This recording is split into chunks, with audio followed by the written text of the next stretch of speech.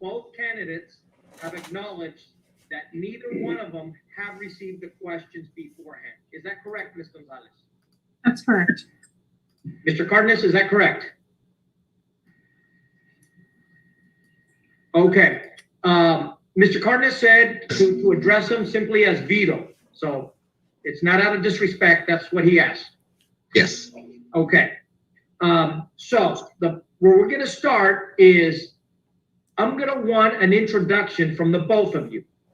So please tell us about yourself, your family, your educational background, and your occupation. Okay, we'll start with Vito. You'll be up first. You have 2 minutes.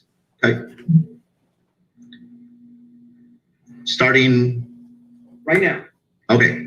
First and foremost, thank y'all for the invitation. To all you educators that are affiliated with this organization, thank you. My background started at First Baptist Day School back in the day when it was downtown. Then went to Pettis Elementary, went to Stell Intermediate, then graduated from Hannah High School, class of '86, off to Southwest Texas State University, '92.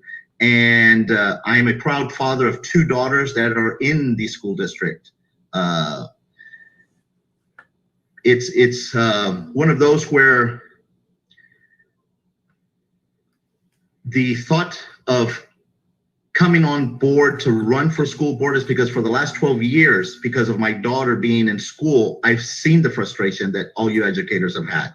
I see the disgruntled work environment. As a parent, I see it. And that's why I'm coming on board to run in place 3. Thank you. Okay, thank you very much. Ms. Gonzalez, you're up. So again, please tell us about yourself, your family, your educational background, and your occupation. Hi, my name is Jessica Gonzalez. I'd like to start off by thanking you guys for having me on. I went to Garza Elementary, then Palm Grove, Perkins, then Rivera. I had always held leadership and management positions in retail until I became a stay-at-home mother about 10 years ago. Since then, I have dedicated my time to the district. I've been a parent volunteer for all that time. I've been fortunate enough to have a place on some committees. I've been on the DPAC for many years, SHAT committee, SVDM. I have 4 children. I have one that's in San Antonio getting her master's degree. I have an 11th grader at Porter, a 7th grader at Polk, and a 4th grader at Sharp. I've also advocated heavily for my neighbors, the Buena Vida neighborhood, and that's how I've been spending my time now. It's 100% for the district and my family. Thank you. Thank you, ma'am.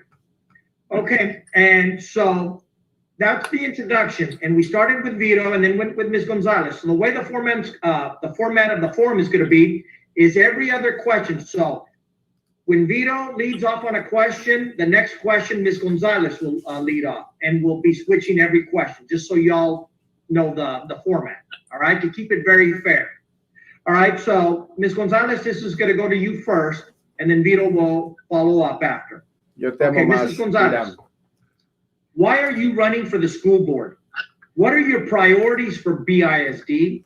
And why should Brownsville Educators Stand Together, American Federation of Teachers, support your candidacy? You have 2 minutes. You may begin.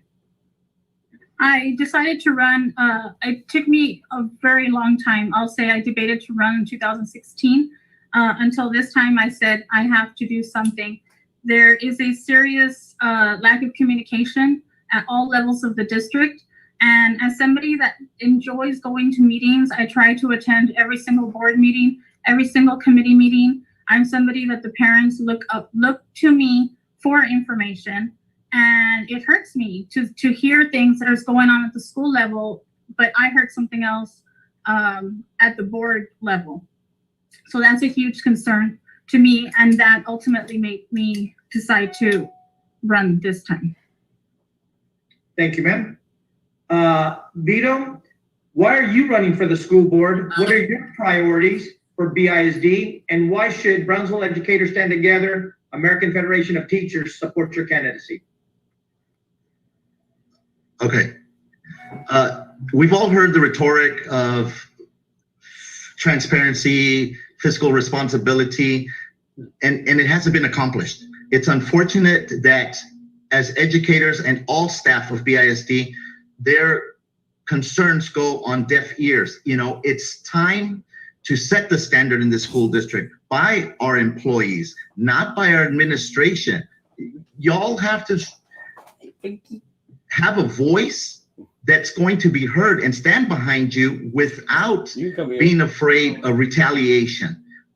If I'm the person that will stand behind you to be sure that you are accredited a job opportunity, not to be given to special favors and political favors that, oh, you know what, these people didn't even get the chance to apply because it was given to a friend or a special favor. It's time to stop that. The good old boy system has to stop. And I've seen it time and time again. It didn't start just this past 4 years. It's been ongoing. And I have friends in the school district.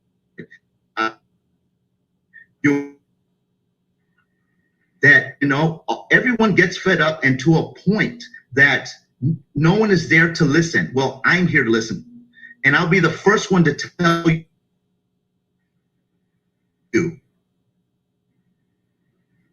Thank you. Thank you. A little internet difficulty. Okay, going on to the next question. This will start with Vito. And do you support the District of Innovation? Do you believe that the district regained the 2,000 to 3,000 students that BISD had lost to the charter schools? Same question as yesterday. Okay, can you repeat that? Because I'm losing you, Bragg. Frankie is here with me. Okay. I don't know if it's on me or you. Is that the same question, right, Frankie? It could be either way. Can you hear me now? Yeah, like right now you just stopped. Question. Oh, yeah. Oh, it's Okay. the same sequence. The same sequence. Lázaro? That's a Yes, let me go ahead. Mr. Vito, do Yes. you support the District of Innovation? Do you believe that the district regained the 2,000 or 3,000 students that BISD had lost to the charter schools? Explain your answer. Okay. I believe this was started a few years back to kind of, what's the word I'm looking, to compete with charter schools. We don't need to compete with charter schools. We are the biggest school district south of San Antonio, south of Corpus Christi. We need to have leadership to delegate that we're going to do things differently and set the standard. We need to take away the empowerment that this initiative has given to our administrators. They have to be held responsible for what's going on. And for, I'm sorry to say this, but putting their foot on your all's throats and keeping you at bay. It's this time has come. There's a lot of candidates in this race that are going to do what's right for all you educators. This is an initiative that we need to. Where it's gotten us. An example: this summer, you were given the opportunity to volunteer, and how did that turn out? That didn't work so well. Okay, thank you. Lázaro, you may have to jump in if I start lagging again. I didn't say All right. Okay, Ms. Gonzalez. So with that same question, do you support the District of Innovation?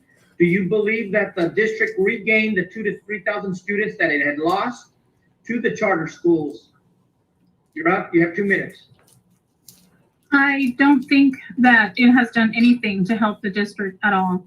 If it truly was for the calendar, as we've been told, we have a calendar committee that can set the dates, which I will take advantage, and I'll say that I never understood why we don't have a parent on that committee, if that affects us as well. Because So I don't support it, and I was glad to see that it can easily be repealed with a 2 2 to 3 majority. It can be repealed. I forgot the number, but I know for sure it can be repealed. I do not support it. Again, if it's for the calendar, we have a calendar committee. Thank you. Thank you, ma'am. Thank you. Okay. Next question, we'll start with Ms. Gonzalez. BISD is currently last in teacher pay in the RGB. Classified pay, Same question. while improved, is also near the bottom of the pay in the RGB. What would you do as a board member to remedy this? Ms. Gonzalez. I think we definitely need to be competitive in how much we pay. We need to start focusing our money in the classroom for the teachers, the classified. I would call them the frontline workers.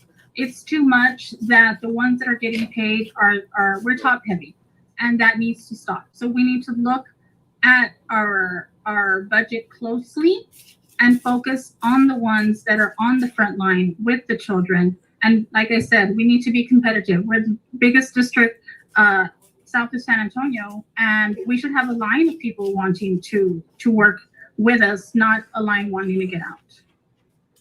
Thank you, ma'am. Vito, you're up on this question. Let me reread it. BISD is currently last in teacher pay in the RGB. Classified pay, while improved, is also near the bottom of the pay in the RGB. What would you do as a board member to remedy this? Let's forget fair market value. Like I said, we need to send the standards. We can't look at other districts and see what they're doing. Our demographics is different. We live in a border city. And we have wonky internet. To retain students that are going into the education business and keep them here in Brownsville. We've already lost 3 schools because we couldn't retain kids to stay on our campus. It's time to treat y'all like the professionals you are. It's no longer time to say, oh, well, we're going to give you, $1,000. How far did that get you after taxes? It's time for y'all to get paid as educators, as professionals across the board, from your custodians all the way to your educators. And yes, we are top heavy in our administrators, and that has to stop. Okay, thank you. Okay, the next question, we'll start off with Vito. Yep. Have you ever been arrested or pleaded guilty to a crime? Are you currently pending any trials? If so, please explain. Okay. As I filled out a form and school board, either to get me on the ballot or disqualify me from the ballot. And obviously I'm on the ballot, which says that I have the viable means to run for school board. I don't have internet. So if y'all want to pertain to blogs, they make me more interesting than what I am. The answer would be, do I have anything pending at this moment? No. Okay, thank you. Thank you for that. And Ms. Gonzalez, let me reread the question. Technical difficulties. Ms. Gonzalez, have you ever been arrested or pleaded guilty to any crime? Are you currently pending any trials? No, I've never been arrested or have anything pending. I have no criminal record. Okay, thank you. We're going back to Ms. Gonzalez for the next question. In your opinion, who are the essential workers who need to do their jobs at the physical campus or departments and not be allowed to work remotely? In my opinion, as of right now, I don't see, in this technology world, I don't see why anybody should be in campus. I do understand, you're going to have an administrator. Unfortunately, they're being called in. Then you have to have a security guard. Then you have to have maintenance. But if we didn't have that administrator there, they would be working from home. Nobody would have to be there. So I don't think anybody should be working in the actual building itself right now. Okay, Thank you. Vito, in your opinion, who are the essential workers? Who needs to do their jobs at the campus and departments and not be allowed to work remotely? Well, every is essential Except his cricket phone. of the school district. The bad thing about it is we don't have a safety protocol to make it safe for them to be on campus. What's happening right now with 10 to 15 people in an office and are getting stricken by COVID-19 is unfortunate. It's unfortunate. If it were up to me, everyone would be at home until we can find a remedy on how to keep everyone safe.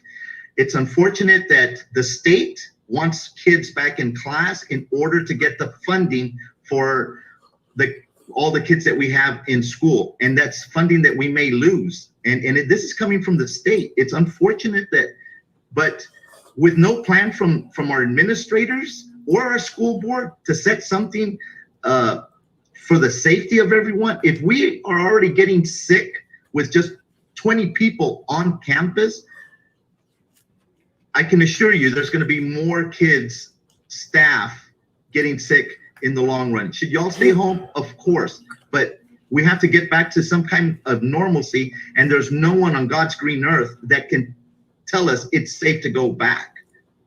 But without safety measures, everyone's in danger. And we live in a sad world right now that we don't have a plan set forth to get y'all back into the classrooms and tell you that it's going to be safe. Thank you. That's not halfway decent. Thank you. Okay, the next question, we'll start with Vito. I'll give him a. The current 70 on student that one. special education staff ratios have been lowered for the 2021 school year. Do you know what the current staffing ratios are for unit students? And how would you ensure that HR and special services follow these new staffing ratios? Okay, I don't know what the ratios are. Cricket. Special needs children is a more hands-on than your regular students. And we need to have the proper instructors in. If one class needs 4, then we need to have 4, because they may be in wheelchairs. They may be prone to hurting themselves. If one class has special needs students that aren't in wheelchairs and won't hurt themselves, it has to be viable to each classroom. But do we need the correct amount of educators? Yes. If you have 20 kids, you're going to need 3 to 4 just to be sure that we can keep those children safe. And it's one of those where we can't neglect them anymore. They have to be in the forefront. We need to start encouraging our school system to incorporate them more into our school district. We need to do a better job with our special needs. And do we need the educators? Yes, we do. The paraprofessionals, we need them. We can't cut back because, we don't have the funding. Well, The cricket. class. Okay, thank you. All right. Ms. Gonzalez, the same question goes to you. The current student special education staff ratios have been lowered for the 2020-2021 school year. Do you know what the current staffing ratios are? And how would you ensure that HR and special services follow these new staffing ratios? I do not know what the ratios are. I'm embarrassed to say, to be honest. I do have a special needs child. He's autistic. He's in the BI unit at Falk. So it's sad to say that I don't know the ratio. What I do know is that they're very short, and I'm not throwing this on Falk. I just mean in general. The paraprofessionals are constantly being pulled out. Special needs department needs help, and that's unfortunately one of the departments where the monies are always pulled out of. We need to make sure that these teachers have the help that they need, the resources, I can't even say it. With clear communication, we can make sure with HR, with the departments, with administration, that we are all on the same page. I know for a fact that I've said autism. I don't mention that my son's autistic too much. It's just a part of life. I don't think of autism or special needs just during election time. That's something we live and breathe every day. So we just need to all be on the same page. Stop taking money from that department. Help them. Don't be pulling resources from them. Give them what they need, and more than anything, listen to them, because they're the ones that are actually in the classroom, not us. Even for my son, I'm home. I know what it is to be with him, but at the end of the day, I have him at school, as do many special need families, and we hope and pray for the best. Thank you. Okay, thank you very much. All right, the next question would go back to, go first to Ms. Gonzalez. Do you support the last in, first out? If the district were to lay off staff, should non-probationary teachers be laid off before probationary teachers? Explain your answer. We need to respect seniority. That just goes back to respect in general. Unfortunately, let me see if I'm going to say this right. The first ones in should be the last ones in should be the first ones out. No one should be out. And like I said, it just goes back to seniority. We need to make sure that that is being followed at every single level in the district. Was there a second part to the question? I'm sorry. Um, No, I think that was it. We need to respect seniority. I'll leave it at that. We need to respect seniority. Okay, thank you. Thank you. Thank you. Vito, do you support last in, first out? If the district were to lay off staff, should the non-probationary teachers be laid off before probationary teachers? Explain your answer. Well, first of all, seniority has its level. I mean, they've earned their stripes. They've been, pending on how many years they've been there, you can't just say, or even if they're getting ready to retire, you can't push them out. This is a profession. We have to treat it like a business. So if the first ones that are coming in What are they so are in a business? mainly on a probationary period, and the bottom line is if we lose students, we're going to lose instructors. And that can't happen anymore. We have to be sure that we can keep our educators from worrying that they may get fired, walking on eggshells. The time for this to change everything and make it viable for everyone to go to work without needing to think that, is today a day that they may let me go? No, you shouldn't be able to go to work like that. But seniority does have a lot of pull because they've put in their work. It's time it's time to run the district the way the district should be run, and not just appease the upper administration. Thank you. Okay, next question goes with Vito. In terms of grievances, would you be in favor of having impartial mediators instead of area administrators to hear level 1 and 2 grievances? Vito, you're up. Okay. I kind of lost the question, but I think I understood it. On the grievances in level 1 and level 2, I'm an only child. So the only person I can fight with is my mom, and she'll kick me before I can say anything. So the grievances, if they start in the school, have to be worked out in the school.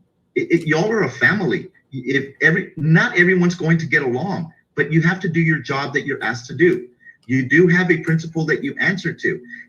We have to try to keep our grievances in the levels 1 and 2 within the schools of where they're originating, and come to a conclusion. It's not that we don't want to micromanage or we don't want to listen to what's going on. Cricket phone. because that just disrupts the common day. If we can, as a family, work out our grievances, we should be able to work our grievances within the school district before it gets allocated to a higher level. You know, we need to stop it and come to common ground. You know, everyone has You know what's a funny? good solution, asked- and that's what we need to come Yeah, up they with, made a mention at good the start of solution the for form. everyone. Just to and let not everybody just know, nobody single got the out a questions. person. We're like, well, there's a few questions Thank you. yesterday. Ms. Gonzalez, would you be in favor of having impartial mediators at the level 1 and level 2 grievances rather than area administrators? I would be in favor of having somebody impartial. I am a parent that has filed grievances with the district before, and we need to make sure that we're playing fair for everybody involved, not just the one that's filing the grievance, but the one that's being grieved upon. So, yeah, I would be in fair. My only concern with that is how they will be chosen, those little details. But I would be totally on board with having mediators involved. Thank you. Thank you. Okay, Ms. Gonzalez, the next question. Information about policy and procedures given directly to campus administrators by the superintendent office often gets interpreted and miscommunicated to campus staff. As a board member, how would you make certain that this information is clearly and uniformly disseminated to the campus staff? And let me go on, because I used this scenario last night and I want to use it again, just so you truly understand the Because it's the question. same questions. You know, when I was in first grade, I still remember in Miss Stone's first grade class at Sharp Elementary, where I went many years back. I remember Oh, it's just a little. we had about 25 kids in the class. She walked up to the first child in the first row. She whispered something. And then she had that child whisper it to the second child. And then it went down the row and then to the next row until it got to the end of the class. By the time the message that she started with got to the end of the Sorry, class, guys. it was completely distorted and it was a totally another message. So basically, let me read the question again. That's basically what it's saying here. So, information about policy and procedures given directly to campus administrators by the superintendent often gets misinterpreted and miscommunicated to campus staff. As a board member, how would you make certain that this information is clearly made to the campus staff? That's actually one of the hugest part of my platform is, like I said before, the miscommunication. As somebody that attends these meetings, these committee meetings, these board meetings for hours, I will say. And then I see what happens at the lower levels. I do believe, and I've mentioned it during public comment before, we do have a public information office. We need to use it. We have social media pages. We need to use it. We're just in a technology world. Doesn't necessarily have to be it. We have emails. We have, like I said, social media. We have to use this department more. There's just so much miscommunication out there. And like I said, that is something specifically that I want to stop. Thank you. Mr. Cardenas, you're up. Did you understand the question or would you like me to repeat it? Oh, yeah, I got you. Okay, it starts with administration. When it's said, of course, it's going to change the wording. We need to go back to communication on paper, on emails, where there is a trail of what needs to be done. Cricket. Calling, oh, you need to do this, blah, blah, blah. And then you need to get it to, of course, it's going to change. But this is where communication is the most important. But you have to start it with an email, social media, whatever you need to do. Get it to the principal. And then a memorandum to all the employees. So everyone's on the correct page and not, well, he said to do this. Well, wait a minute. Why are we doing it? And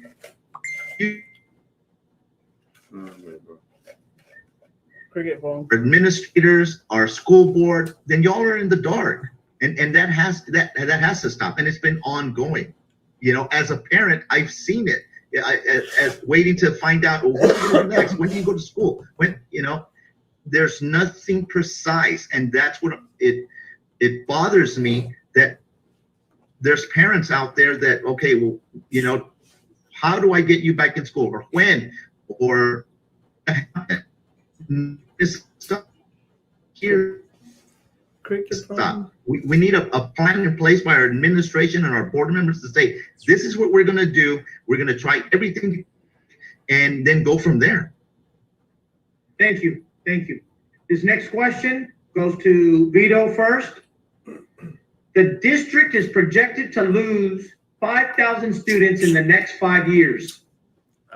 As an elected board member, what steps would you take to address this? How would you address the financial impact on the district and its employees?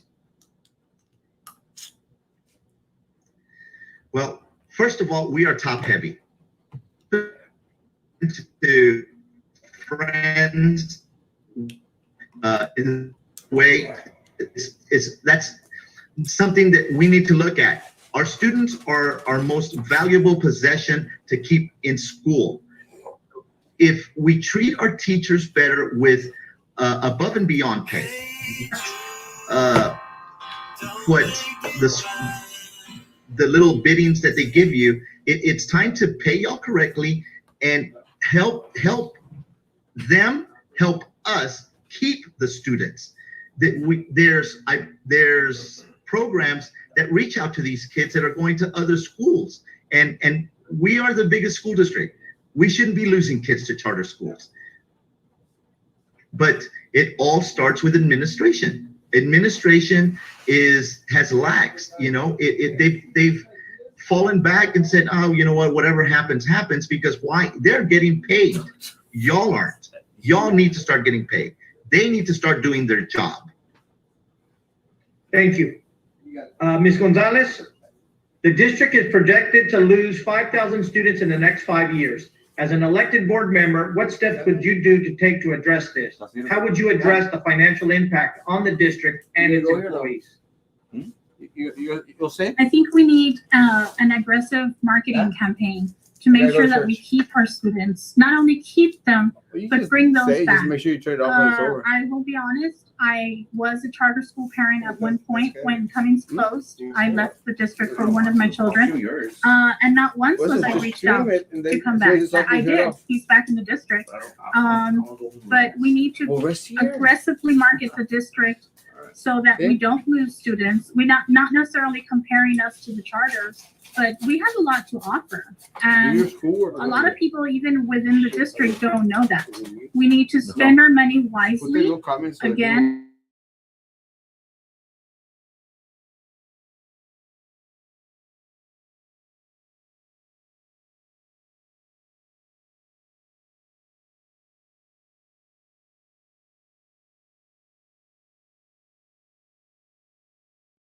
Okay, next.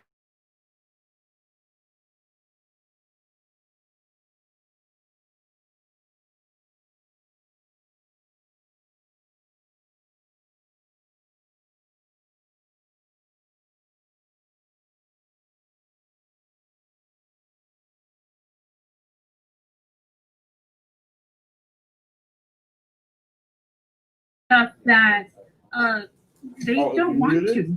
And we shouldn't have to. There's actually people that enjoy doing the tutorials, the being sponsors, all those little things. So it should be on a voluntary basis, and it shouldn't go against you. Many people, well, I don't want to say they have lives, because everybody has lives. But some parents, some teachers, I mean, have Little League, have dance, have all these other things outside of school. So we shouldn't be requiring them to stay, and it'll ultimately affect their seniority. So no, it shouldn't work against them. Okay, thank you very much. Vito, should teachers lose their seniority if they do not do supplemental duties outside of their contract, including tutorials? No. Incentives for those that want to do the extracurricular activities. You know, everyone that stays after school, yes. Parents, educators are parents also. They have kids. They need to tend to them once they go home. But if there's an incentive to say, hey,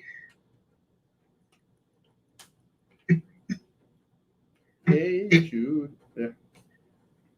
hey, the morale is better. Do we need to be extracurricular activities? Of course we do. We need to help our children. Our children come first. And we need educators that are willing to stay after hours, but you can't do it on a salary. Y'all's salary, unfortunately, is never ending. You work from the time you wake up at 6 a.m. till midnight.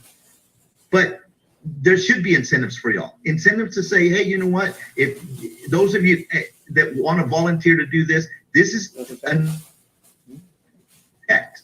And you shouldn't be penalized for that.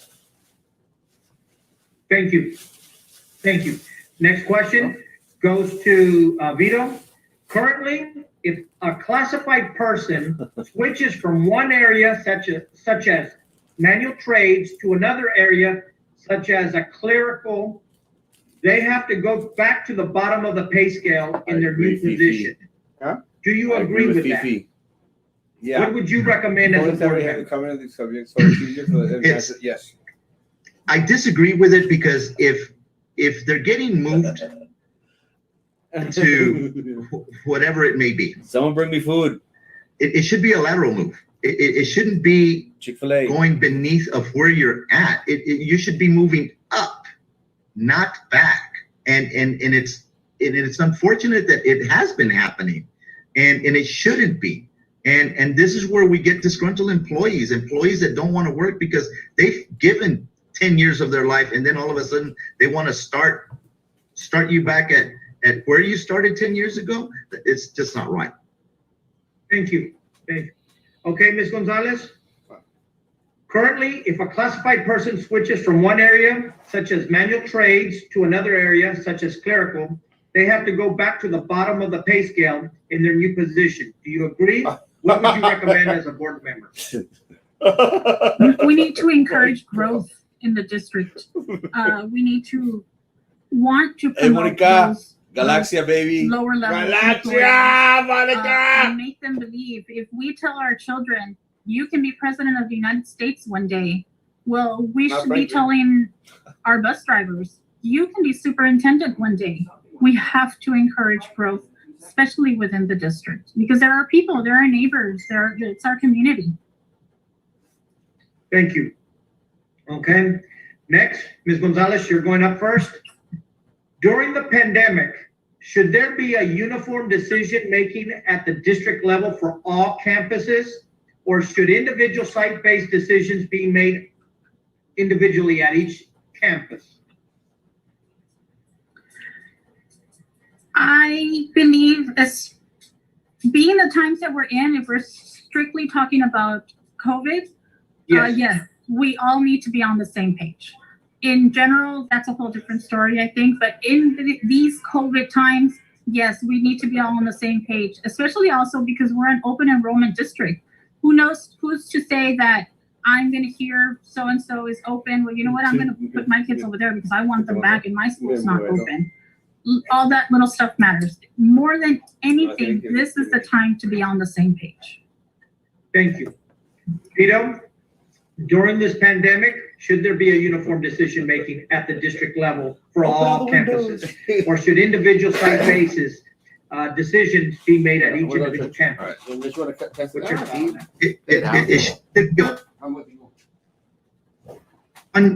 One school is going back, all schools need to go back. Is a safety concern for me? Of course.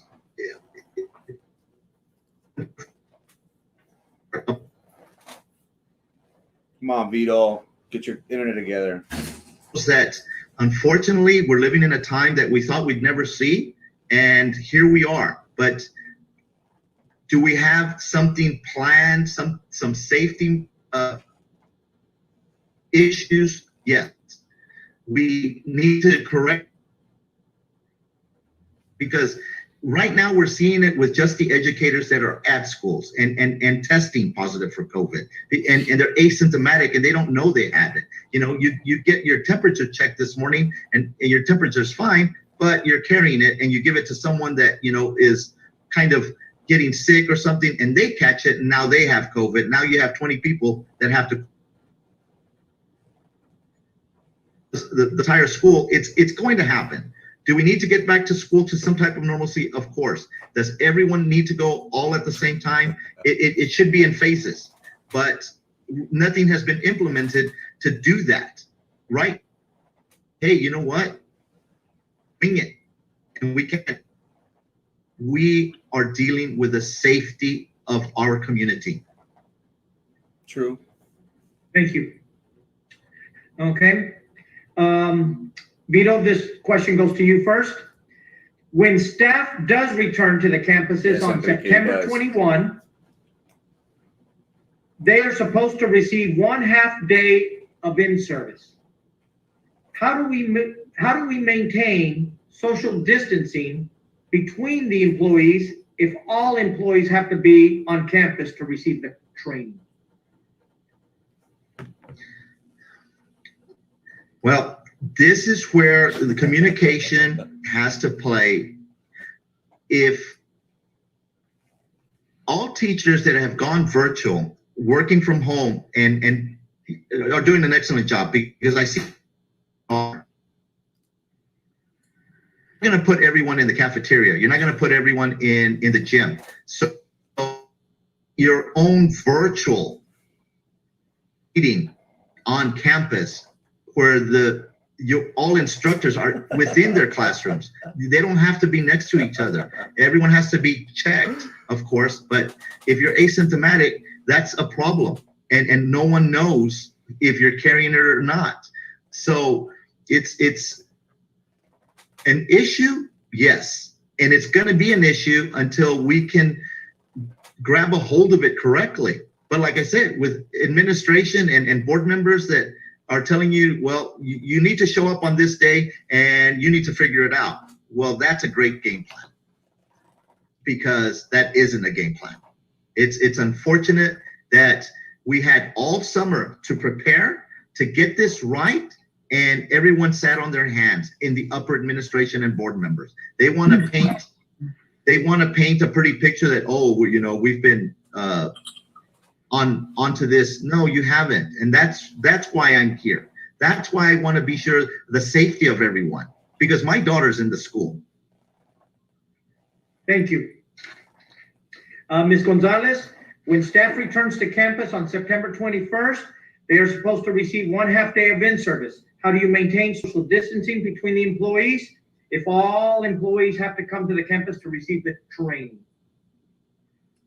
I think it's unfortunate to begin with that they're being pretty much forced to return. From the beginning, I have said that we shouldn't even consider going back to school, to actual physical brick and mortar, until at least January. Unfortunately, they are being made to go back. I do understand some want to go back. But at the very minimum, we need to at least follow the rules that are being set for the students. At this last special called meeting, I agree, for example, they said there will be stickers on the floor that will sort of be directing you where to go. For one, I don't know if they're That's what I do, Enrique. McDonald's Wi-Fi. But we need to follow those rules. We need to set the example. The cafeteria was not to have more than 100 students. Well, let's not have more than 100 staff. All those things, the same rules that we are applying for our students, we need to apply to them.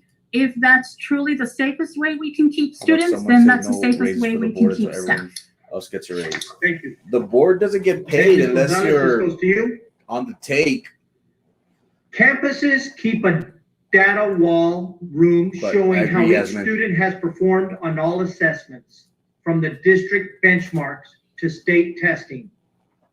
Are you in favor of these campuses keeping this information? And if so, who should be responsible for updating this data? What? I don't think that data should be displayed, even though if it's just for staff. I think that was a I would curveball. hate They didn't for- say that. They didn't ask me to hear that yesterday. Somebody says, "Oh, I don't want that student in my class I for don't whatever reason." Like I said, I have a special needs student, but I also have a gifted and talented student. Who should be responsible? Administration. If not administration, maybe an assistant, maybe a dean, but definitely somebody top level in that school. Okay, Vito? What was the question? Campuses keep a data wall room showing how each student has performed on all assessments from district benchmarks to state testing. Are you in favor of campuses keeping this information? And if so, who would be responsible for updating this data? I didn't get that question yesterday. Well, it would be up for administration. It has to fall higher ups. Within the school district, they already have enough, and especially now with the pandemic, there's going to be even more for them on their shoulders to carry than to worry about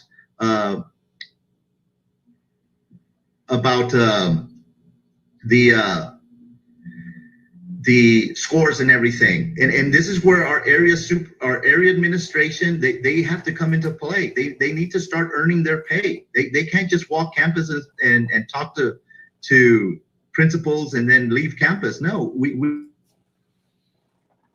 admit Lag. those that dictate to you. Okay, thank you. Now I'm going to do a follow-up question on this same question, a follow-up.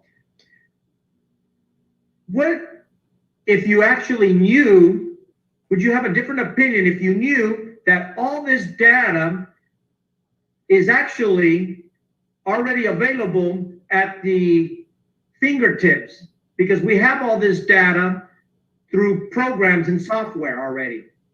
So what's your opinion about these data walls, knowing now that all this data is already there on the computer system? Ms. Gonzalez? That had crossed my mind. I know there's a paper. I don't remember what the name of it is, but yes, it's all on paper. And like I said, it's almost I don't want to call it racial profiling per se, but it's almost in that area. We're profiling the students, and there's absolutely no need to, when everything can be confidential, as it should be. Vito? The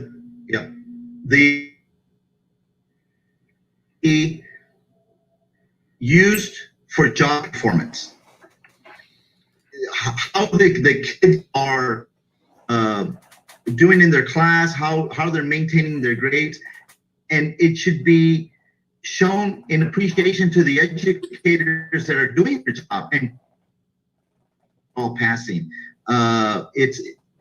It's one of those where this is where I say, you know what, this is where compensation comes in. Y'all have been lacking in compensation. Well, we need to start compensating professionals so y'all can find that morale to say, hey, you know what, I'm doing my job. With this data should be used to help the educators, showing that, look, I am doing my job, and not to look at students in a certain way. Every student in our district has to stay with us. If we get that's just wrong. Okay, thank you. Okay, next question, Vito, it goes to you first. Who is responsible for the reopening of the schools? Well, the state has told our school district that it's time to reopen, and it comes to funding. Each student has a dollar amount, and if we do not open, we lose that funding. But do I blame our superintendent for not having to keep everyone safe? Our school board that wants to tell you, oh, you know what, we got pretty light bulbs. We bought a machine to disinfect the schools that, we can't use because it's sitting in a warehouse because we don't have the liquid to clean the schools. It's unfortunate that the state, and this is what was going to happen, the state gives the school districts the money by students, and it's one of those, if we had a better system with our superintendent, our top administrators, and our school board with a plan in place in different phases to keep everyone safe. But we don't have that. And I'm a concerned parent. Thank you. Ms. Gonzalez, in your opinion, who is responsible for reopening of the schools? Board of Trustees. The end of the day, the Board of Trustees are the ones that are in charge. Many people want to blame the superintendent, and I don't want to sound like I'm totally defending him, but at the end of the day, the superintendent is an employee of the district. You're defending The him. ones that are in charge of the superintendent is the Board of It's Trustees. his call. Of course, then you have the state and local leaders and all that involved. But at the end of the day, the ones that decide are the Board of Trustees. Because like I said, even the superintendent can bring a recommendation from administration, but who does he bring it to? Who votes? The Board of Trustees. Thank you. Okay, Ms. Gonzalez, this next one goes to you. BISD has declared a soft opening for students without devices or internet. What is your position and how would you try to achieve it? Again, we shouldn't be in the position for having students being returned on Monday.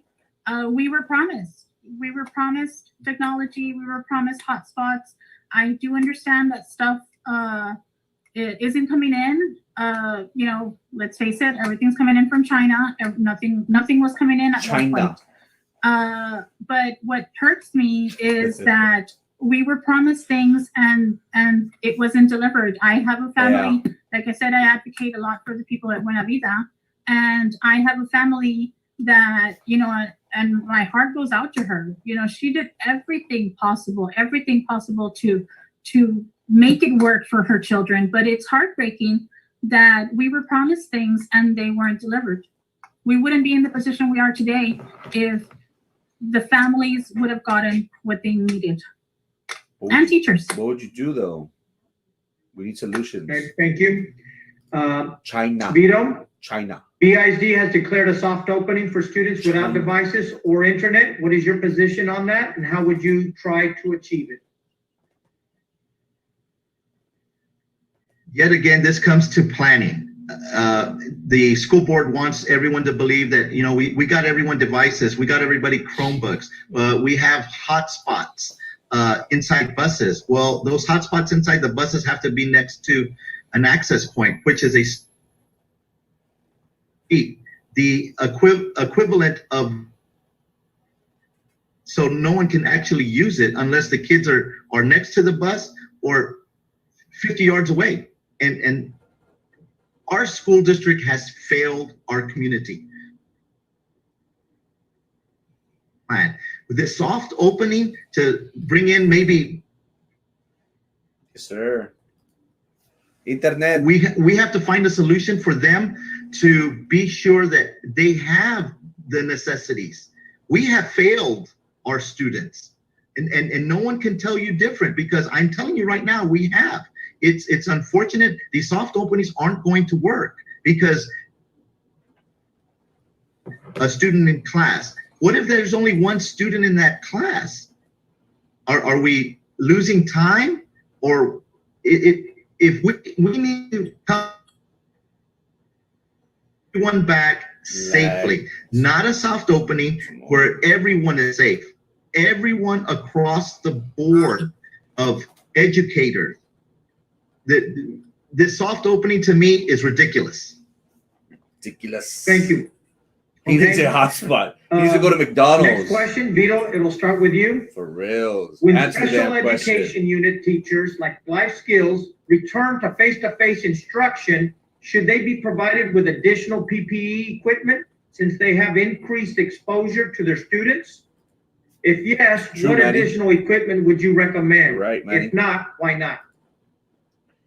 Vito should have said, I'm using the school bus Foremost, hotspot of now. Can you hear course, me now? they- He needs better internet. protect our educators along with the student. You're right, And they're going to go Jasmine. through a change, but do we have a necessity for it? Of course, we're in a pandemic. China. Keeping these items away from our educators. It's come to a point where they have to get their own, and it shouldn't be that way. Gloves are a necessity, especially handling a student in the special ed. After that, and cleaning. It's unfortunate that we don't have the necessities for them at the moment, and it doesn't look like they're going to get it, and that's a problem, and a problem across the district. It's like I said, it comes from our administration. It comes from our school board that wants to paint a pretty picture and tell you, oh, you know what? As a school board member, yes. Will I be on campus? Yes, because if y'all are going to get COVID, well, then I'm going to get COVID, because I'm not going to put you in harm's way if I'm not willing to be on campus with y'all. And they want to hide in their homes and everything. Y'all are the front line. If we can't take care of you, then who's going to take care of our children? Thank you.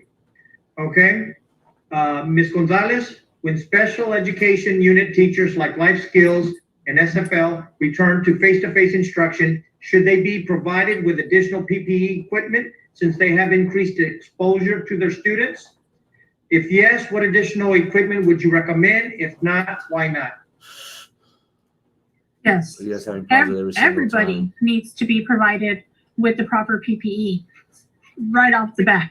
But let's face it, sometimes our special needs students are violent, do smack, do things like that. So they will have to be provided with maybe some more masks, some more gloves, some more hand washing. I do know that we're going to have new hand washing stations. I don't know if they've been installed yet, but maybe have one by their rooms. Figure that one as far as sharing is concerned. But yes, they need to be everybody needs to be properly protected, but they will be needing a little bit more gloves, masks, maybe some plexiglass. I know we're going to have plexiglass for the little ones. Maybe we can figure out a way to do it for those classrooms as well. Thank you. Okay. The next question, Ms. Gonzalez, this goes to you. In your opinion, what should be done with campus administrators who either did not provide PPE equipment to classified workers, or that they insisted that they report to campus or their department to work when the job could have been done from their home? Same question. Rules are meant to be followed. If we expect that from our children, we need to expect that from us as adults as well. We need to set the district should example. have supplied that, And but If you are ready, Sherry, the unfortunate that PPE our was district doesn't supply provided these to the campus, to our then teachers. that PPE needs to be directed towards the A staff. lot There's more. no I excuse agree, for that. Sandra. There's no Should be reason giving we're them gonna end a up lot with more expired PPEs. hand sanitizer the way we were recently. If rules aren't followed, then disciplinary action needs to be taken, because it's a life. It's a life you're messing with, and there's no excuse for that. Too vague. Give Thank more you. detail. Vito, in your Come on, opinion, swinging. what should be done Don't with protect the campus board, administrators the who either super. did not provide PPE You know, equipment kids to are doing car classified washes workers, and- or that they insisted that they report to campus or their department to work when the job could have been done from their home? It all boils down to accountability, and the accountability, like I said, I can't preach it enough. It starts with our top heavy administrators, our board members. It's come to the point where nobody wants to lose their jobs. No principal, no educator. They're forced to go back, and they shouldn't be forced. Did we lose them? Symptoms. If we can't provide the basic necessities of what they need now under this pandemic, I agree with that then now. no one should be in school. It's at the If top. we can equip our school with the necessities to do their job, and do their job efficiently, it's time to, the people that should be held accountable. agree, It's Sandra. not the person in the school, it's the person that's telling them that you need to go back. No, you know what? It's time from the superintendent, the area administrators, and the school board that has not come up with a decisive form to get back into class. Do we need to get back into class? Yes, because we're going to lose funding. But we have to do it in a safe way. The accountability starts at the administration building. Thank you. The super. Say Okay. it. Super. The superintendent. Okay, going back to the principal meetings, where the superintendent meets with the principals. Record the As a meetings. board member, this goes to Vito first. Transparency.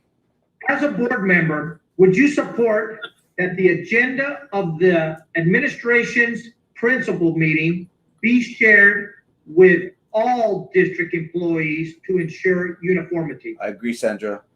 Okay, you lagged off, but I think I kind No, of you got it. lagged off. It's Come on. the principals meeting.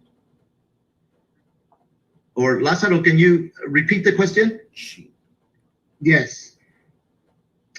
In your opinion, what should be done to administrators who needlessly expose these No, employees? no, No? that's not it. That's not it. Here, let me go it again.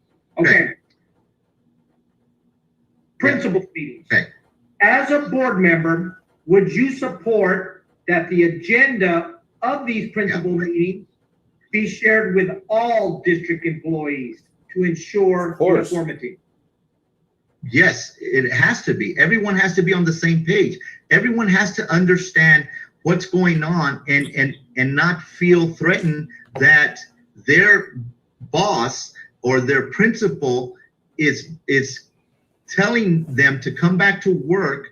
And this is all about communication. But this is something that it should be across the board again. It's something that our superintendent has. It's the biggest memorandum of emails letting everyone know, look, this is what we're going to I do. agree, This David. is the game plan. This is what we're going to do first. Let's, it's no longer, let's try this and see if it works. And let's wait until someone gets sick. And no, we can't do that. It's everyone under this pandemic needs to be on the same page to understand and be their employees.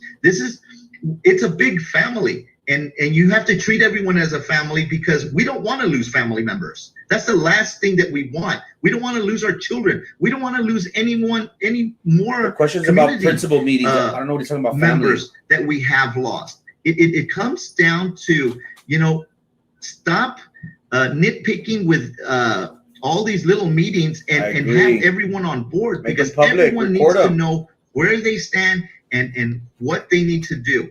And it all starts, like I said, with our superintendents and our board, and they're sitting on their hands. They're telling you, show up to work and let's see what happens. And that can't happen.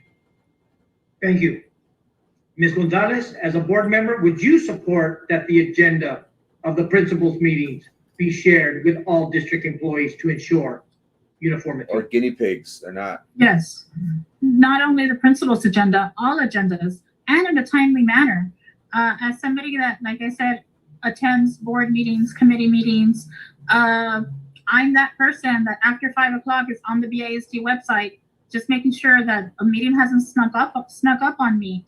So yes, it needs to be shared in a timely manner to everybody, Transparency. as far as staff, maybe parents, so that we can also have an input Everybody, by community. voice, maybe not attend, but the ones that should also be attending are union leaders, because that is where the transparency is. That is where we're all on the same page. No more of I heard this, no, I heard that. No, we were all there together and we all heard it. Thank you. And moving on. All right. This goes to Ms. Gonzalez first. Ms. Gonzalez, do you feel that the school board candidates should have to pass the same criminal background checks that BISD employees do before they are allowed to serve on the board? So what we're asking here when a school employee gets hired by BISD, we have to pass criminal background checks. Should a candidate elected have office. to follow the same Stop the vague answers. background checks? Give as us solutions. the Stop employee? telling us what the current I What's your agree, thought on that? Jasmine. Well, as a parent volunteer, I also need to be passing background checks every single year. Every year for every individual school, I need to do one so that I can be visiting schools. That is actually key. part of the grievance that I filed. I want to say it was last year. I had a concern of board members just dropping into schools whenever they pleased. Yet me as not necessarily a parent, but a parent volunteer, I had rules to follow. And all I wanted and all I still want now is just a strict policy set. Everybody goes by the same rules. And at the end of the day, it's safer for our children, our staff, our everybody involved. I see no problem with it. I wouldn't want anybody with a There's board members taking bribes. I don't want to say Come on. criminal because there's different kinds of criminals. But I wouldn't want somebody sketchy, a pedophile. Let's put it that way. I wouldn't want a pedophile be visiting our schools. No. So yes, everybody needs to be on the same rule lens. And like I said, if I as a parent volunteer have to do it every single year, this is the first year I didn't do it though.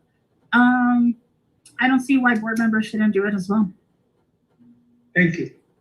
Vito, do you think that school board candidates should have to pass the same criminal background checks as do BISD employees do before they're allowed to serve on the board? Yes, it goes above and beyond of everyone that's an employee to vendors that have to be on campus, your photographers, anyone that does any type of work. All of them have to, and it has to adhere to even the board members. You know, it's one of those where that's where the accountability comes, Good point, and Sandra. the trust, and being sure that the kids are safe. So of course. We have to, the same rules that y'all follow need to be followed by the board members. Thank you.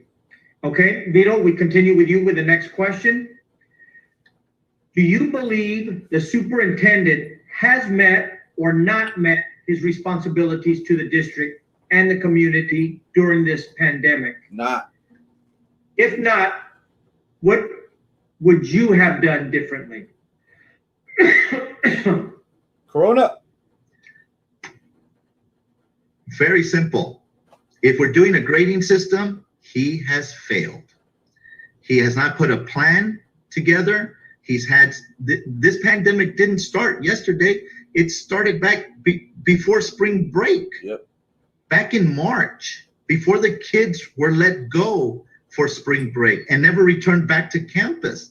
Right then and there is when the planning process should have started, but it became lax. That's when I would have started saying, okay, you know what, this school year is done. And Yeah, she was parameters used that by they Sylvia. took to the end of the school year, you might as well have Jessica given doesn't kids learn. coloring books to, and She it's was sad a to say, tool. but there was no plan in place. You're a So tool, since Jessica. March of this year till today, we're still trying to figure out, well, what are we going to do? Well, what's your idea? Well, that should have started back in March and implemented during summer school to see if it was going to work with the kids that had to go to summer school, and say, hey, you know what? Let's try this and make sure we have parental permission, and that way we're keeping everyone safe. But we didn't do that. But that's something that we should have done. That way we're not in the predicament we are right now, telling everyone, well, you need to go back to work. And if you don't like it, tough. And it shouldn't be that way. It should be, you know what? We are ready for y'all. We will be there for y'all. I will be sure. I'll be on the bus making sure that the kids that are getting on. That's another thing. How are you going to stop? Once you put kids on a bus, are you going to be checking their temperatures on the bus? No. If there's a kid infected there, well, you just infected the whole bus and the bus driver. There's nothing in place to help everyone. And it's unfortunate, but to me, yes, he has failed, and so has our school board. Thank you. Okay, Ms. Gonzalez? Do you believe the superintendent has met or not met his responsibilities in the district and the community during this pandemic crisis? If not, what would you have done differently? PPEs, I think he's tried. communication. I What? truly have. I have seen Wow. at the meetings where Cool. he mentioned having meetings with the health department, with local leaders. But what has happened wrong is if you're not at the meeting, how do you know that even happened? Come on, Jessica. That's where the miscommunication, the lack of communication comes in. He needs to make clear. Everybody knows Defend they're up him. for a photo op. Do a photo op that you're meeting with these type of leaders so that the families and the staff can know that something is happening, because all It's you're called press hearing conferences. is nothing's getting Weekly done. press nothing's conferences, getting done. daily press conferences. As press somebody release. that goes to the meetings, there's been a meeting almost every week, almost. So What? there's definitely a lack of communication. He has to go out there. But you're defending him. He did a robocall about the census, which is great. The census is important. I know, Jasmine. but No worries. Let's get more out there and let families know that they are working on keeping Love us you, Jasmine. safe. Because like I said, there's just so much lack of communication. She needs to learn For the example, art of public speaking. on the special board I conference agree, Al. meeting, He is part not of doing getting his on the job. bus will Quit be temperature defending. checks. Be honest. So if that information isn't relayed out there, how do people know? So he did a bad job, pretty much. Okay, thank you. Okay. Ms. Gonzalez, this goes to you.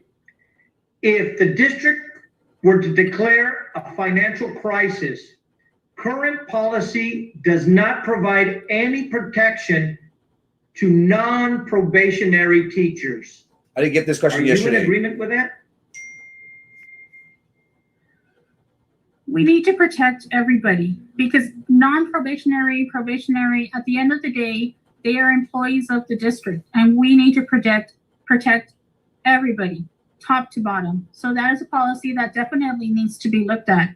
But at the end of the day, we shouldn't even be put in that position. We've spent, according to the board, one of the board members, we've spent $20 million just on COVID alone. Damn. So a lot that of it, board of course, member? is on the CARES Act and stuff, but the money is there. So we should never Where did the money be go? in the position, in that 20 position. mil? But at the end of the day, In 6 we need to take months? care of Damn, that's everybody. a lot of Top to that's a lot of dough. Thank you. Wonder Mr. where it Cardenas? went. Vito, if the district were to declare a financial crisis, current policy does not provide any protection to non-probationary teachers. Are you in agreement with that? No, it's one of those where we're one of the richest school districts and we can't lose our employees. It's one of those where it's unfortunate Damn, that possibly can. And especially right now, Possibly. during a pandemic, defending, She get paid to defend. uh, Looks like it, right? do we need it? Of course. But where is the spending going? Agree. I mean, it's not like we're getting the PPEs, That's a part. Doesn't all the deserve protection that it, our really. teachers He's need. making 400. And understandably that Transparent. we can't Find out lose to a third party. our Teacher people. staff, We can't lose administration. those that have worked for us. Those in the trenches. It's one of those where we need to investigate why we lost this money and how we lost it and hold them. Exactly. They missed out. They missed out on the N95 mask. If it ever gets to that point, and it should never get to that point. Or you paycheck to just give it away. You Give it can't. away. Give it And- away. and- Give and it away it's- now. And there's no way we should lose employees in our school district. Okay, What? thank you. Vito, this goes right back to you, this next question. Are you in agreement that our special ed students Okay. be among the Thanks first so much. to return to Appreciate it. campuses?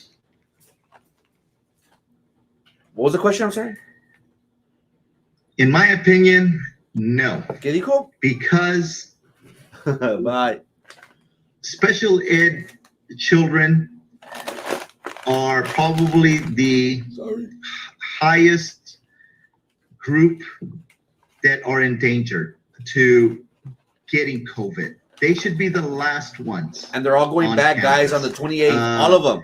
It's one of those where it's unfortunate in the times we're living, but every life matters. We can't single out any one student, anyone in our community. We need to start showing that this is what we're going to do first, and to protect everyone. And those policies aren't even there to start us off with, other than, hey, it's time to go back to work. What? Do we need to go back to work? Eventually, but we can't put our at-risk children.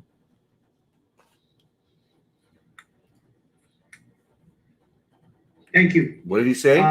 Ms. Gonzalez, It are does you have in agreement? superpowers. that our special education students be among the first to return to campuses? No, I don't. Again, I don't think anybody should be returning to campus right now.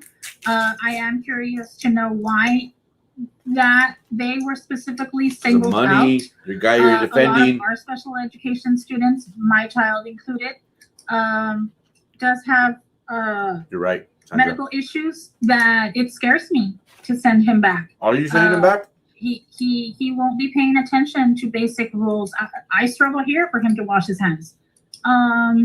So no, I'm they not shouldn't sure. be going back. What we need to question, be though. doing is making sure that the parents at home have what they need to be helping these students, because I know that a lot, I'm hearing all these parents saying, I'm just going to send them back. I can't do this. I don't have this. I don't have that. I have an ADHD family that reached out the other day because the poor mom was at her wit's end.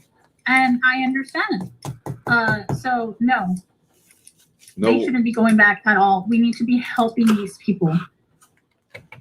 Thank you. Thank you. Okay, Ms. Gonzalez, the next question goes to you first. Dyslexia aids are currently being phased out. Dyslexia aids is If not. one retires or leaves, they are not being replaced. Are you in agreement with this or not? No. If you notice the budget, and not just this past budget, every budget I agree. in past years, it's always the middle guy, the little guy, I'm sorry, the one that's phased out. But do you notice that nobody at the main office is phased out? Nobody at any, both, for example, you have CAB, you have the main office. The ones that are phased out are the ones in the classroom, the ones that are with the students. So no, they shouldn't be phased out at all. I've said it before, I believe I've even said it during public comment, that we definitely need to look at the top levels and let's phase those out, unfortunately. Not the ones that are in the classroom with the students, especially with dyslexia. Dyslexia, you've got reading involved. We need to pick up those scores. We can't be falling behind, especially in reading. Thank you. What would you do Thank though you, ma'am. to keep them? Okay, Vito? Solutions. Dyslexia aids are currently being phased out. Do you agree with that or not? Not at all. Are those children being phased out? Are we losing those type of children? Of course not. So we shouldn't be phasing out those instructors that are needed. It's one of those where Bueno, the phasing out, as ando said, live. it starts in administration under the superintendent. We have more employees now than we did when Dr. Sendejas was here, and they're getting paid a pretty penny. And it shouldn't be that way. We've made positions that didn't exist and all of a sudden exist. No, all the teachers in the trenches have to be there. There's a reason, and we can't phase out anyone. We can't phase out any department. If those departments are needed and needed on a yearly basis, and for those to go away now. We're saying, well, you need to move your students, those type of students, somewhere else, when we're trying to retain students. What message does that send? We can't single out these students anymore. They have to be a part of our population in the school district. They are human beings just like any other student, and we have to treat. I like it when the candidates say, and this is the reason why a child of needs. We need give to a solution. So that's what you're gonna do. Educate everyone that these students are students, and we can't phase out their educators because of funding or anything. It can't. And it's been happening, and it's unfortunate. But with support, we're going to restore what was and run this school district the way it should be run. There's no longer the good old boy system. It's time to do what's right for everyone across the BISD community. I'm hungry, peppermint patty. I haven't eaten all day. Busy day. Oh Okay, no, I did Vito, eat today. Next question. My bad. This year, counselors and all special education support staff were moved off of the teacher salary scale and moved to the administrative salary scale. I didn't get this question yesterday. Would you support returning them back to the teacher salary scale? Why or why not?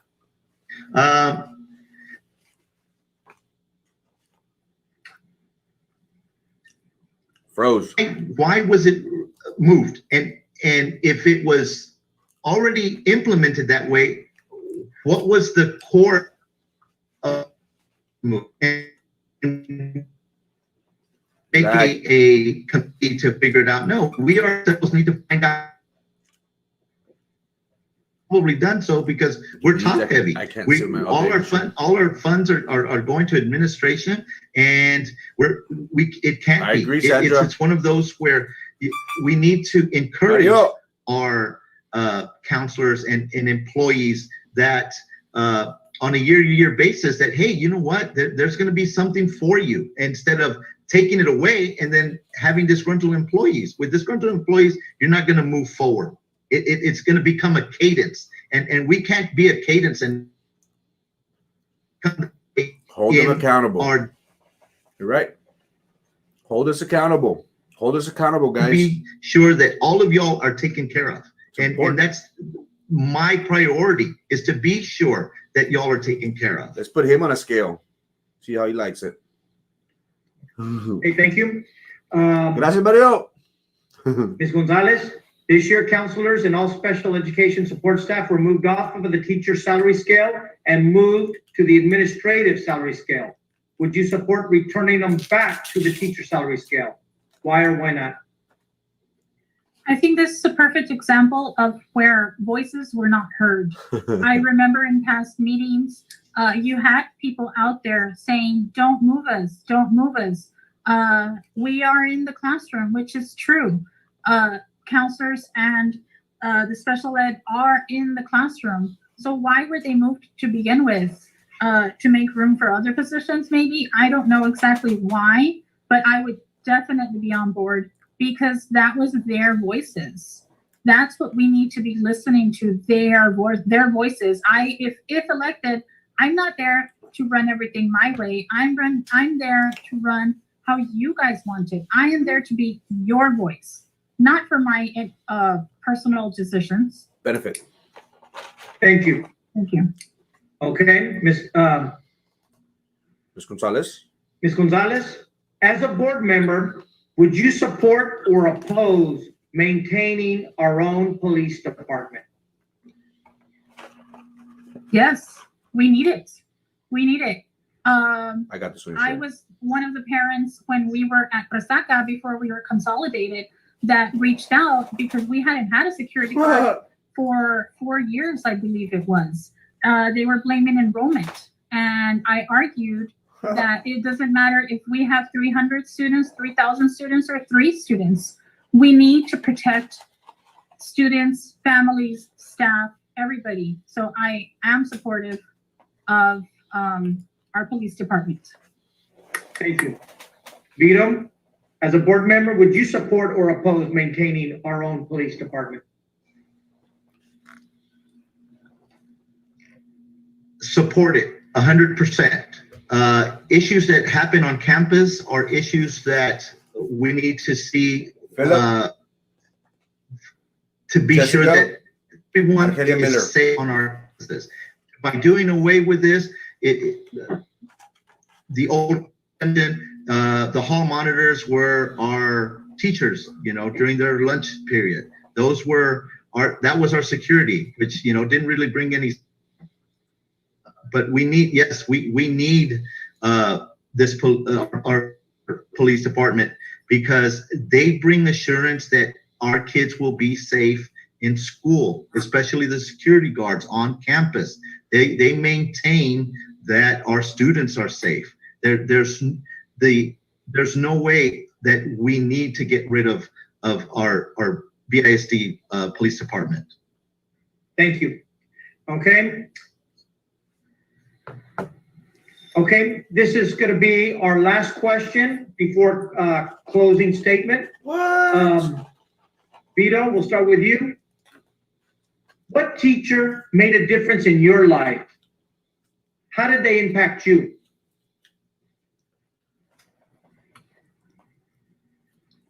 I didn't get this question. Where are we at? Okay, Vito, can you hear me? Vito? Yeah, I heard you. There we go. Okay, I got it. Thank you, Lázaro. I was fortunate to have great teachers from starting from kinder all the way to high school. Coaches that motivated us. Because they all did the job that was asked of them to do, to educate me, to get me to move ahead, to the necessary tools to become better adults. If I were to single one out, that would just not be fair to everyone that was the process of my education. It's one of those where I see it in my daughter's teachers, friends that have become educators that taught my daughters and learned the same morals and values that I have, and have gone above and beyond to do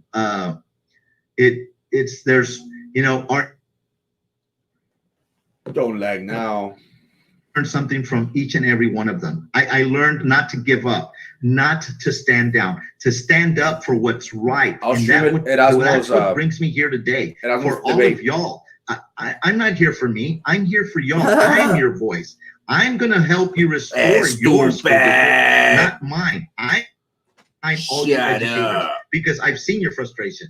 And it's time for happy days. It's time to go to work without retaliation. It's time. Time is coming. November 3rd.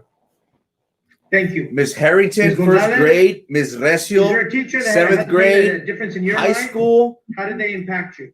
I would dare say my coach, Coach Tony, Coach Garnett, single out one Coach Frausto, Coach Lewis, he's still there. Impact, Coach Arias, what's up, Coach Arias? Coach Brown. And those of my children. Coach Schuster, of course. Coach Rainer Cardenas. Coach Meme Benavides. Per se, teaching, then do it. Coach Noel Villarreal. Man, I got a bunch. I could tell you up and down. All my high school teachers really had an impact on me. And in these virtual times, Coach Slaughter, I see them, and my heart goes out to them. So all teachers, everybody has made an impact, because I see the dedication. There's no way I could do what they do on a daily basis. And by daily, I mean, I know they work weekends. I know they work holidays. That's just the truth. So my heart goes out to everybody. Know that tomorrow, Janie, I'll be live streaming it on my page. For you, and I'll stream it just because I'm running for office. I have on my page. Just been in awe of the people that put themselves in that position to want to make a difference in a child's life. Nah, bitch, shut up. Thank you. Okay, so now we're going to have our closing statements. Each of you will be given 90 seconds, a minute and a half to have a closing statement. And Ms. Gonzalez, we'll start with you. Okay. Once again, I'd just like to thank you guys for giving me the opportunity to be here today. What schools, Janie? I am a stay-at-home mom that has dedicated my time to the district. Ms. Recio? I don't At have any Oliveira? ulterior motives Man, for this Ms. position. Recio was awesome. I don't have love any Ms. family Recio. that works within the district. Ms. Recio at I Oliveira. am simply Awesome a teacher. mom that wants a better district for my children and for my community. I want to be your voice. I have been that voice for the people in my neighborhood, and I truly, truly believe that I can be that voice for the district. And I believe that if we work together, we can do amazing things. And I What I would you cannot do, though? emphasize enough how much I believe in that. She's awesome, I've Ms. Recio. seen that I don't know where she's at now. in my little schools She's an amazing person. that I attend, my kids attend, and I'm excited. I'm one that has Sharp. done events for the schools, little things, Ms. Harrington and Ms. Recio, by far the best teachers I've had. I would love to see all those events at every single school because every child deserves it. So I look forward to you guys giving me a chance to be your voice. And like I said, we can ultimately work together and do amazing things. Thank She you. hasn't really specified. Thank you, ma'am. Vito, your closing statement. You have 90 seconds. We have seen the most professional, the most educated, the pillars of our community as school board members, and they have failed. Look where we're at today. It's unfortunate of the wrongdoings, whether they're right or wrong, it's happening. And with school board members taking money from vendors, they really don't have a voice. They've broken ethics policies. You can't do that. It's time for change, and change is coming. And the change is that I'm going to be here for y'all. I'm an only child. I have no family members. And those of y'all that know me will say, yeah, you know what? He doesn't play well with others either, because I'm going to do what's right. I have a moral obligation to do what's right and just. And that is to be sure that all of you are getting what you deserve without holding back, without fear of retaliation. It's time to bring back the school district to what it was. Web. And not put keep thinking, well, it could be this. No, it used to be this, and we're just going backwards. And here's a cheap plug for those in theater department in Hannah. They're having a fundraiser with those shirts for $20. Help them out because they need the funding, because their funding has been cut. Thank you for that. Okay, that calls our forum to a conclusion. I personally want to thank both of you for attending and sharing your viewpoints with us. Brownsville Educators Stand Together, American Federation of Teachers. Greatly appreciated. Thank you for your time. Thank you for your service. And let's call it the night. Thank you. Right. Thank you. Thank you. Thank you.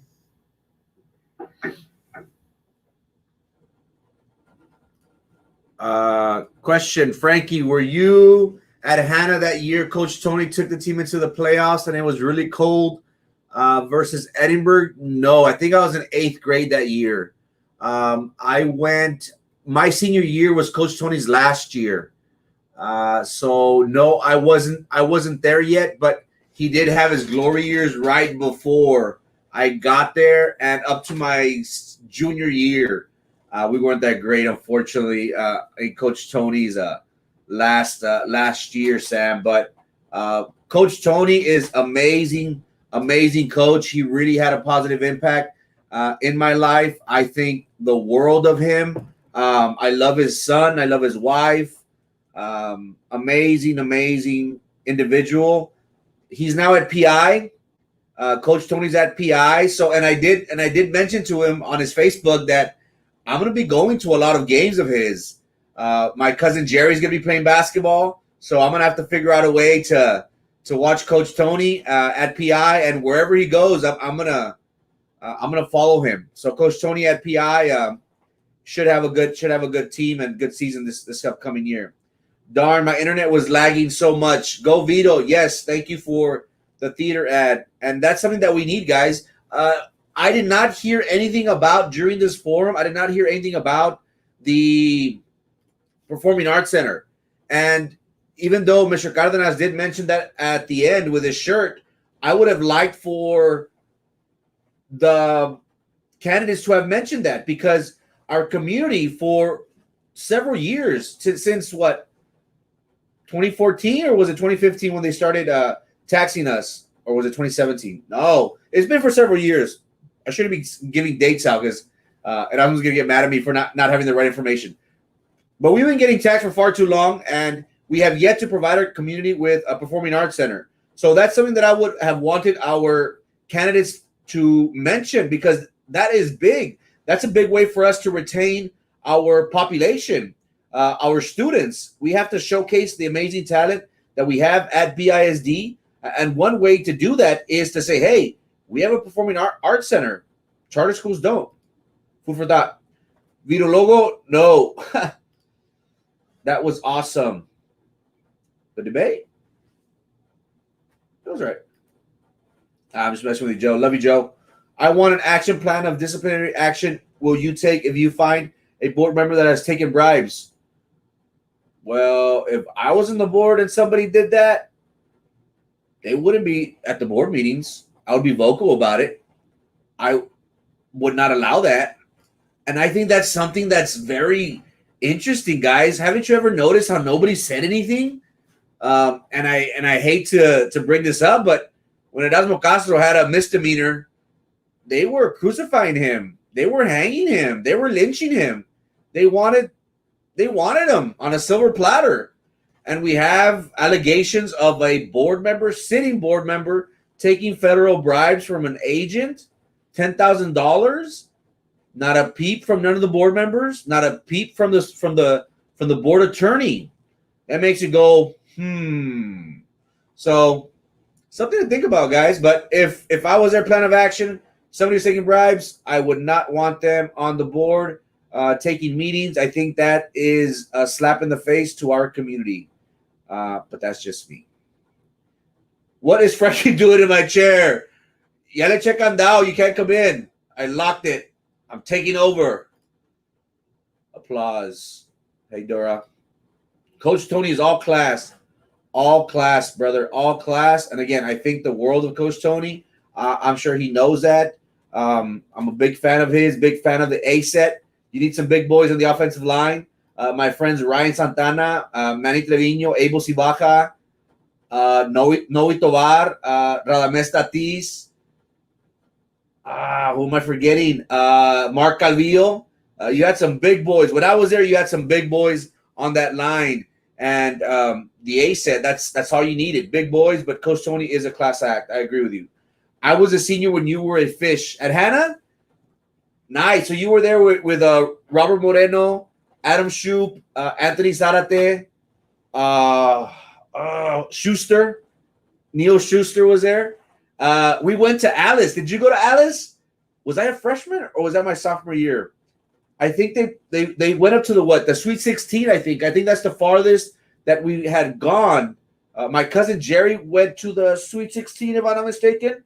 So if you were a senior when I was a fish, they had a very good football team, and they had a very good basketball team. Robert Moreno, amazing guy, amazing coach, amazing player, better human being.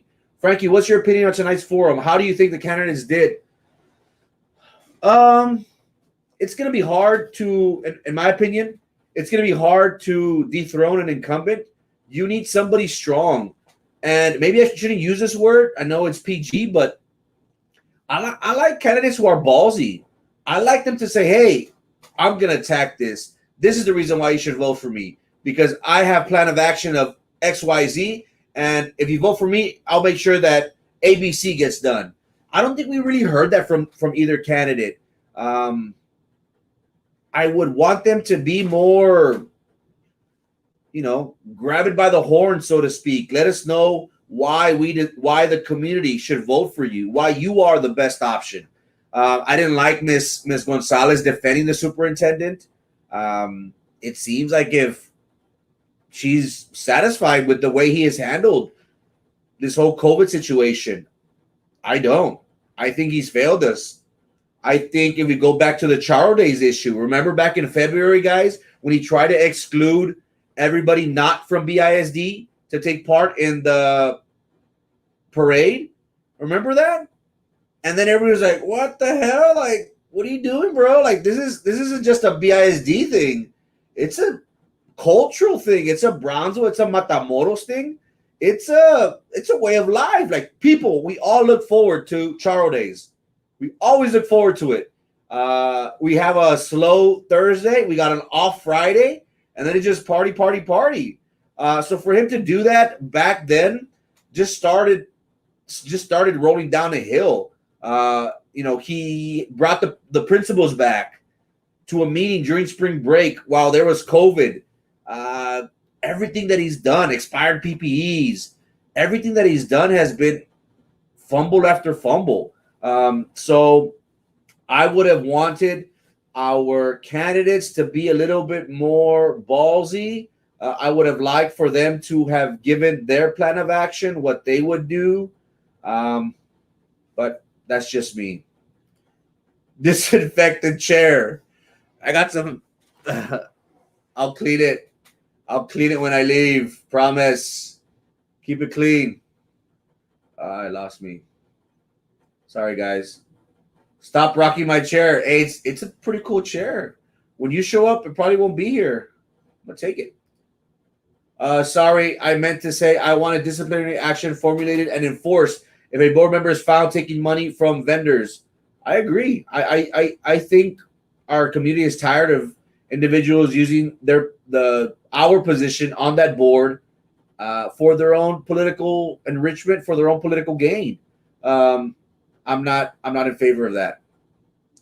Frankie, when you are on the board, please have BISD police, staff, and teachers properly trained in dealing with mentally ill students. This population ends in boot camp, and it's not their fault. BISD has not provided the proper training. It is a disjustice to our students, and it places everyone at life's risk. You're right. You're right, Sandra. We do need to do a better job of understanding and how to best deal with mental health issues. I don't think that the best place for us to do or to send them is to boot camp. I think there's other ways that we could work with our students and our staff to do a better job in regards to this. I totally agree, and it's something that that should get done across the board. More training. Frankie had beans today. No, it's the chair. I promise. Can you hear it? I want more beans though. I wouldn't mind. Que te la va a quebrar la silla. Vote Frankie 2020. Place 2. Place 2. Atkinson and Little Eddie are both roaches of the community. Maybe. Yep. Yeah. They had a good team. I wasn't in football though, but yeah, they had a good team. They had a good football team. I'm trying to remember what was that senior year? Was that your senior year, David, when they lost against Edinburgh? I want to say it was Edinburgh North, if I'm not mistaken. That was a good game. These candidates were beating around the bush. Yeah. They weren't really answering the question. In my opinion, they weren't really answering the questions. They were kind of sideswiping it, but what do I know, right? With Charo Days, the more the better. Exactly. And again, you have Jubilee, you have IDEA, you have all these charter schools, private schools that their kids look forward to it. They dress up, we buy outfits, we buy this, we buy that. And then for this super to come and say, oh no, only BISD students are allowed to participate. It was like, what? So again, he started off on a bad foot with our community. And ever since then, guys, if you've noticed, it's been a bad decision after a bad decision. And again, we're dealing with somebody who is not from our community. He's from Edinburgh.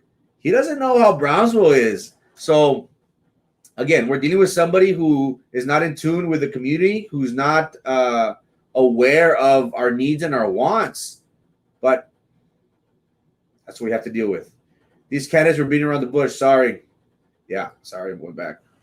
With trial days better?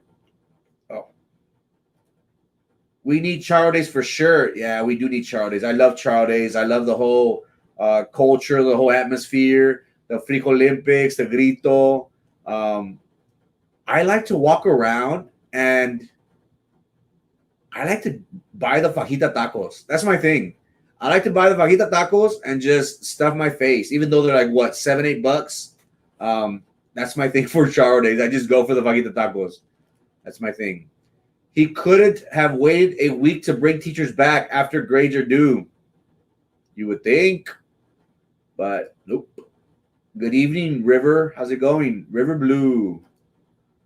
You wouldn't take his chair, or would you? Maybe. You need a uniform and revamp plan for handling bullying issues. Yeah, you're right. We do need to get rid of bullying. We do need to take a stronger approach to this. We shouldn't allow kids to be going through this. Life is hard as it is, and then for them to be bullied, ridiculed, there's no place for it. What strategic partnerships would you develop with community organizations to improve the quality of learning of our students? I think there's lots of things we can do. I'm not really aware of any outside help that has been offered to the district, but I think we need to make sure that they have all the resources available. That's one thing that right now during the COVID-19 pandemic that we're dealing with. And right now, obviously, it's still not safe for us to be, gathering in large areas. So maybe right now wouldn't be the right time. But moving forward, we do need to start thinking about what can be done. I like this Destination Imagination. I like our chess teams, but outside organizations, I don't know what can be done. Unless you're talking about vendors that are going to supply the district with stuff, but I don't even want to go into that. I think BISD does a great job of doing well with our students. So I don't think we really need outside help. Maybe SpaceX, maybe the UTRGV. Maybe we could create a astronomy, aerospace campus, maybe Garza Elementary and maybe a middle school. We could build up that curiosity regarding space, technology, their infrastructure, the launching of rockets, engineering. That's something that we can do, Eliasar, and that's Eduardo. I'm sorry. That's something that maybe we can look into. I think that's a great partnership for us to have with our local university and something like SpaceX. So maybe that would help us retain, another way for us to retain our BISD employees, to say, hey, BISD is the only district, the only school in our area that offers aerospace, astronomy. We have the backings of SpaceX. We can go watch rockets being launched. We could learn in their facilities how the process of building these rockets. So that's a good idea. SpaceX, UTRGV. Maybe we can incorporate something, and we can work together on that for us to improve the quality of learning for our students. That's a good question, though. But right now, again, obviously, COVID is not a good time, but we do need to take more advantage of SpaceX and get these students intrigued by astronomy and engineering. Good question. Because you are losing students for not doing enough or at all to mishandle bullying issues. You're right. You're right. We do need to get on the same page addressing this issue moving forward. It does lead to a lot of anxiety, a lot of depression. So I agree with you, Yasmin. Will there be any debates where the candidates will address our questions? I don't know. I think TVEA just had a questionnaire. I don't think there's going to be any more debates after bests. But Sandra, that we on Brownsville Talk, we're on every night, and we made it a point to where we are always accessible to our community. Erasmo has been very vocal about his positions, And he has made it known that if we're on the show, you could ask us any questions. And I think that's very important for us to have people who want to run for public office, who are accessible, who are transparent in every sense of the word. And that's a word that gets thrown out quite too often. Transparency, transparency, transparency, transparency. But what has our district really done about transparency? Not much. We're on every night at 9 p.m. At Osmo at 9 in the morning, 9 p.m. We're accessible. You know where to find us every day and every night. If you have any questions regarding our positions, how we can better serve the district, you know where to find us. So I think that sets us apart from our candidate, from the other candidates, that we are on every night. We do bring these important issues to the forefront for our community. And that's something that we need at the district. We need to show y'all and say, hey, look, this is what's going on. We're being transparent. No more backroom dealings. I think that's very important moving forward. I think now as a community, with all this stuff that's been going on, the constant loss of money, spending money like crazy, people on the board taking federal bribes, that has to stop. And I promise you that will stop when we're on the board, guys. So rest assured that Browns Will Talk, you will always have us to ask us any questions. We will always be transparent. We will always be honest, because you as us as a community, we deserve nothing but the best from our elected officials, and that's what we will bring. I don't remember, we had Joey Benavides or Joey. I love Joey Benavides. I actually looked up to Joey Benavides. I still do. Joey Benavides, if you're watching, I had a man crush on you, bro. Mark even went to play for Michigan, I believe. Mark? I don't know. Mark. It's not Mark Calvillo, is it? Puro Pace Vikings. I remember, I know he's a referee now, but Paco, is it Paco Lozano? Paco Lozano was a heck of a basketball player. I know he was an amazing and talented basketball player for your Pace Vikings, Linda. I know he took him into the playoffs for many years. I think now he's reffing, if I'm not mistaken. So Paco, if you're listening to this, you're the man, Paco. You lose students to other districts for not being intellectually challenged enough, bullying issues, and overbearing districts demanding money from our pockets and other reasons. Preach. I agree. Communities and schools.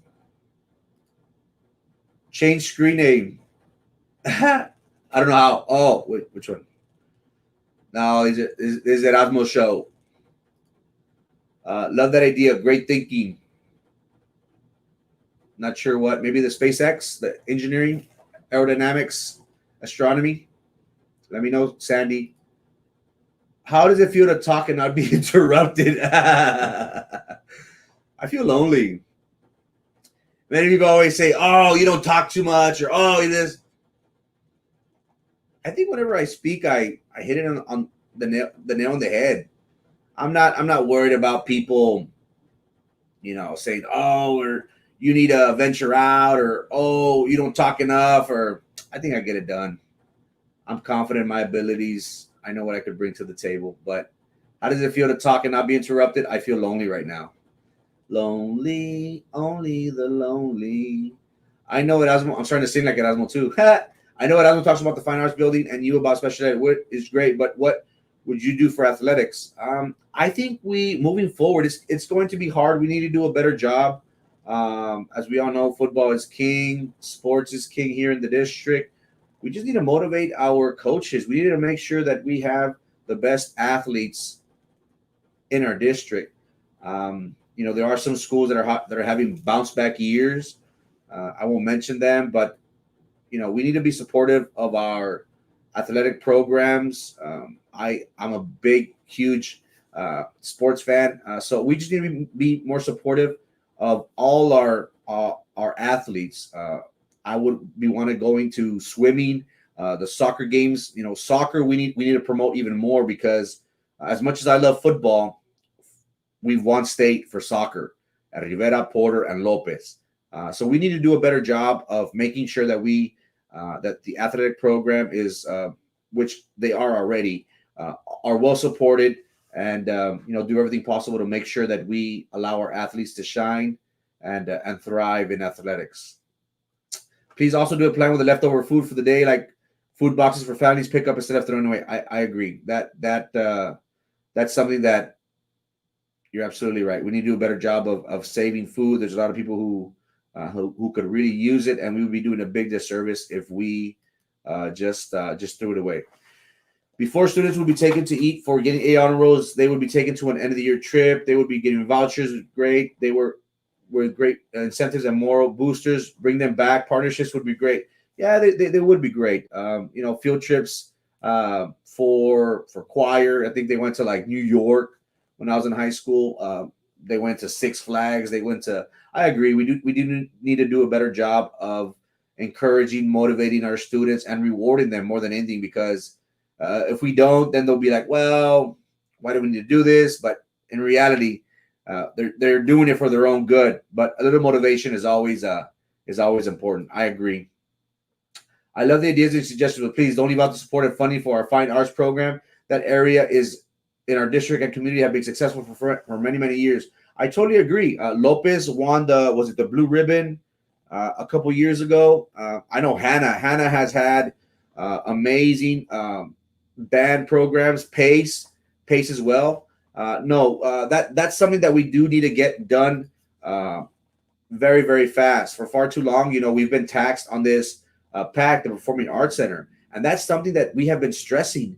There is a need for our community to have a Performing Arts Center. It does not seem right for me for our students to be showcased in cafeterias, in small auditoriums. If San Benito, Harlingen, Los Fresnos, small neighboring school districts are able to have auditoriums of 1,200, we should easily have one of 1,500. Victor Martinez, no, I agree, brother. We do need to do a better job of promoting our fine arts performance individuals, band, drill team, dance teams, folklorico, all those mariachi bands. We need to do a better job of giving them a stage for our community. And that comes together with our city. Hey, we'll have people going out. We'll have people shopping locally. We'll have them after they attend the theater show, after they attend the dance recital. Hey, they'll be eating at our local restaurant. So it works hand in hand. But I do agree, Victor. That's something that it also is going to get included. The Performing Arts Center is very important to myself. That is something that I will continue to advocate for, so that way we can showcase the talent we have at BISD. Where's the yelling? You're sitting around the throne. Ah, you're right. John Mark. How can I forget John Mark? Did he go play in Michigan though? I don't know. Maybe. Time for food to get ready for 9. See you at 9, my friend. My primo. Eat some cookies. Where are my cookies? My cookies are somewhere here. My cookies are amazing. What year did you graduate from? I graduated in 05. 05, I graduated from the Homer Hanna High. Good evening, sir. Mr. Davalos, how's it going? How's it going, Mr. Davalos? Make it as my person when he gets mad. I say it. Stupid. Give back the money. I think Erasmo's getting here, so I should take his chair. You should go get food. Hey, they brought me food. Thank you so much. They brought me chick. I love chick. This is everything I need in life. Chick. Lisette. Hi, Lisette. Sorry you're upset at me. I remember when I was a kid, would take trips to different businesses to learn different jobs in and around the area, get businesses in the area, to get involved in the school, to get kids excited at an early age and learn the pathway to that position and link them up to the proper schools for when they grow up. How can a student even know what they want to be so early and in a plan without getting them exposed to what's out there? Real world situations. I like that. Yes, the aerospace program. My oldest is a product of BISD and is currently studying aerospace engineering at UT Austin. Nice. I can only imagine if something like that program would have existed during his school years. We need to take advantage of our surrounding and encourage our students to dream big. I agree, and that's something that we can, that we can use. SpaceX is $1 billion company, so we should definitely partner up with them. Chick-fil-A from vendors. Don't even start with that, man. No vendors for me. Good evening, Frankie. You have my vote. Appreciate you, Marco. I appreciate you, man. Guys, I have to go. Thank you so much to Erasmo Castro for allowing me to be here with y'all. It was an interesting forum. Again, I would have wanted the candidates to have been a little bit more ballsy. I like individuals in office who aren't scared to answer the tough questions. I don't like them to beat around the bush. I want to know what you're going to do for us, how you plan to do it, and when you're in office, what you're going to do to make sure that you're not going to turn your backs on us, because that's what people do. They get elected, and then they say, later, suckers, only to come back a year or two before they have to run again and say, oh, what do you need? That really, really bothers me. I have a big thing with that. I'm like, man, you shouldn't even gotten elected. Horrible. Good evening, Mimis. How's it going? See you in an hour. Bye, Claudia. Bye, guys. Thank you so much for your time, your patience, your love. I have to go and get ready. Get ready for 9 p.m. Thank you so much. What's today? Happy Wednesday. Happy hump day. So see you guys later on tonight. Ciao.